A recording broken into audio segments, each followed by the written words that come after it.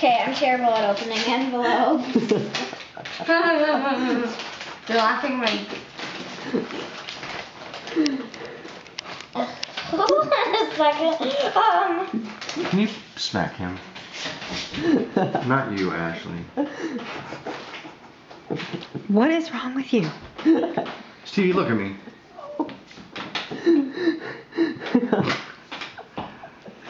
Stevie, Happy birthday to granddaughter. Nice. Happy birthday to a granddaughter who's lovable. Stevie, stop it. And 100% loved. Happy birthday, Sophia. Love, Papa. Happy day. Love, Nana. XXXOOO. I'm laughing. Okay. With all my love, Papa. Nice. Oh, you have to read.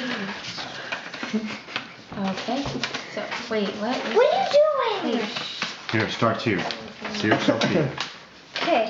Dear Sophia, thank you so much for your wonderful letter you wrote to me for my birthday. I'm doing well, especially now that our weather is beginning to warm up. Not by the computer, please. And the Cardinals have started playing baseball again.